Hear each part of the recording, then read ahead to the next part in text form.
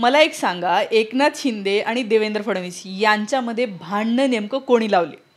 आता खरंच या 2-4 दिवसामध्ये कळत नाही आहे. यांचे दोघांचेही कार्यकर्ते कन्फ्यूज आहे. या कार्यकर्त्यांनी दोघांनाही सारखंच मानलेलं होतं, दोघांचीही तारीफ केलेली होती, दोघांनाही एकत्रित मतदान केलेलं होतं. आता मात्र हे दोघंही जण एकमेकांच्या विरोधात बोलायला लागले. आता परवाच्या दिवशी एकनाथ शिंदे हे देवेंद्र फडणवीस यांना रावण म्हणाले होते. मी व्हिडिओ केला आहे त्याच्यावर, की ते म्हणले रावणाला पण अहंकार आला होता, रावणाची लंकाच जळाली.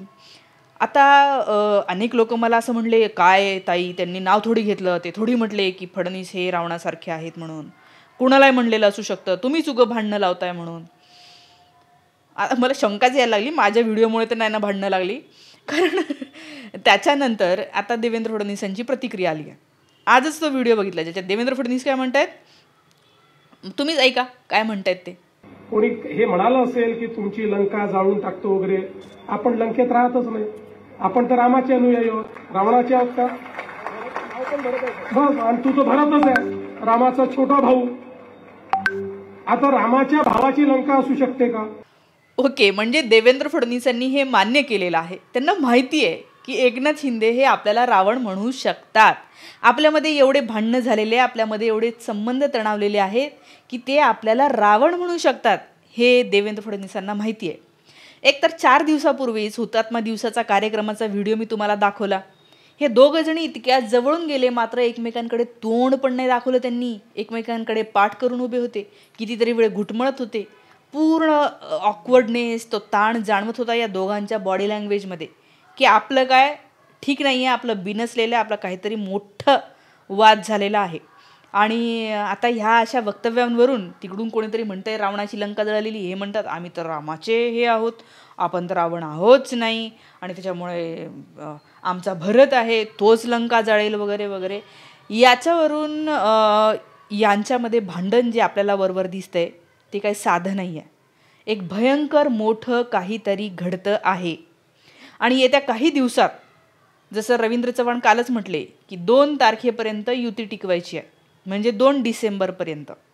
2 डिसेंबरला, कारण की आता ज्या येऊ घातलेल्या निवडणूक आहेत त्या होतील, तोपर्यंतच मला युती टिकवायची. त्याच्यानंतर ती टिकणारच नाही हे माहिती आहे. कारण काल परवा ते बांगर साहेब म्हणले की भाजपवाल्यांनी माझ्या घरी 100 पोलीस पाठवले. त्याच्यानंतर तानाजी सावंत साहेब झाडी डोंगर सगळा डायलॉग मारून झाला. नंतर म्हणतात भाजपचं राजकारण हे छेडखाणी केल्यासारखं आहे, आणि कसे ते आता सगळे स्वार्थी झालेले आहे, आणि माझ्याकडे तर कोणी लक्षच देत नाही आहे, आणि हे वापर करून फेकून देणारे लोक आहे भाजपवाले. तानाजी सावंत म्हटले. धंगेकर साहेब त्यांनी तर 2 महिने आधीच पुण्यातल्या मोहळांच्या विरोधात जे रान उठवलं होतं की त्या मोहळांचा एवढा मोठा कॉन्ट्रॅक्ट रद्द करायला लावलेला होता. ते धंगेकर शिवसेना शिंदे गटाचे आहेत, आणि ते भाजपच्या या मोहळांच्या विरोधात. म्हणजे आता शिंदे गटातले जे काही आमदार आहेत त्यातले बरेचसे आमदार हे त्रास सहन करताय. आधीही त्रास सहन करत होते ते, आधीही. नोट करा, तुम्हाला माहिती नसेल, जेव्हापासून एकनाथ शिंदे हे उद्धव ठाकरे यांना सोडून गेले आणि त्यांच्यासोबत जे खोके घेऊन गेलेले लोक आहेत ते काही तिकडे फ्री नव्हते. हे ज्यांना ज्यांना खोके बिके देऊन जर का घेतलं असेल विकत कोणी, तर ते काय असं जगू देणार आहे का? पूर्ण वॉच होता त्यांच्यावर. त्यांचे PA कोण ठरवत होतं? रेशीमबागेतून ठरत होते PA कोण असणार आहे. भाजपवाले ठरवत होते की शिवसेनेच्या आमदारांचे PA कोण असणार आहे, ते कुठे जातात, एकनाथ शिंदे कोणाला भेटतात, याची जशी खबरबात या लोकांना असायची तशीच ती त्या दिवशीचं सगळं देवेंद्र फडणवीसांना जातं की हे लोक कोणाला भेटत आहेत, कोणाशी बोलणं होत आहे, काय करत आहेत. म्हणजे हे गुलामीचंच जीवन जगत होते. आणि तुम्ही पाहिलं असेल, काही झालं ती एकसारख्या प्रतिक्रिया द्यायची हे सगळे लोक, कारण सगळे त्यांच्या व्हॉट्सअपला यायचं, आज या मुद्द्यावर फक्त हा बोलायचा आहे, ह्या 2 ओळी बोलायच्या आहेत, झालं. मग सगळेच्या सगळे ते राहुल गांधींनी प्रेस कॉन्फरन्स घेतली का, फडणवीस म्हणणार की राहुलला काय कळते, एकनाथ शिंदे म्हणणार राहुलला काय कळते, एकसारखी भाषा. आणि आता एकमेकांच्या विरोधातच लागले भिडायला. मी काय म्हणते, नियती आहे ना, नियती ती असते, ती बघत असते, आणि ती तुम्ही ज्यांच्यासोबत जसे वागलात. आता हे फडणवीस एवढी डिंग्या मारत आहेत, काय माहीत नाही आहे, दैव सगळ्यांना माहिती आहे की अशा प्रकारे अनीतिवान, अप्रामाणिक, जनतेची दिशाभूल करणारं, जनतेची लूटमार करून अक्षरशः जी आहे ती आज या महाराष्ट्राला तिजोरी खडखडाट करून टाकलेलं सामान्य जनतेचं आयुष्य हे अधिकाधिक त्यांनी खराब केलेलं आहे या सत्तेत आल्यापासून या सगळ्या लोकांनी. त्यामुळे याचं काय होणार आहे? त्यामुळे याच्याकडे मला असं वाटतं कधी ना कधी ते म्हणतात ना, आम्ही रामाला मानणारे लोक आहोत, तर भगवान राम बघतोय आणि तो न्याय करेल सगळ्यांसोबत. आणि जे हे सोबत आले होते उद्धव ठाकरे यांना त्रास देऊन, आता तेच एकमेकांच्या विरोधात हे म्हणतात ते भस्मासूर आहे ना, भस्मासूर कधी संपला?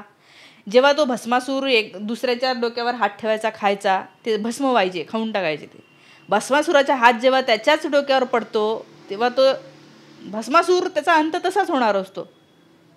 आणि त्यामुळे लोक म्हणतात की हे असं काहीतरी यांचं होऊ शकतं. आणि आज या दोघांनी ज्या प्रतिक्रिया दिला, ज्या लोक म्हणायला लागले हे काय लावले तुम्ही आणि काय समजायचं आम्ही, आणि म्हणजे हे काय होतं, दिखावा होता. आणि देवेंद्र फडणवीस साहेब हे करू शकतात असं काय, की एकेकाळी म्हणले होते आम्ही त्या अजित पवारांसोबत बसणार नाही, घेतलं त्यांना सोबत. अविवाहित राहणं पसंत करीन मात्र राष्ट्रवादीसोबत जाणार नाही, घेतलं त्यांना सोबत. चक्की पिसिंग म्हणले, घेतलं सोबत. त्या छगन भुजबळ यांना म्हणे की आम्ही काय काळ्या पाण्याची काहीतरी बोलले होते, त्यांना घेतलं. अशोक चव्हाण आदर्श घोटाळा, त्यांना जेलमध्ये टाकू म्हणले होते, त्यांनाही सोबत घेतलं. हे कोणाला सोबत घेऊ शकतात, काही करू शकतात. कारण की नीती नावाची गोष्ट नाही आहे. ती जर असती तर त्यांनी असे हे केले नसते, आपल्या डोळ्यामध्ये धूळफेक केली नसती.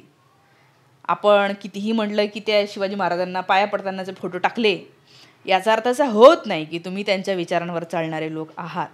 आणि त्यामुळे जनता मला असं वाटतं ओळखून राहिलेली आहे.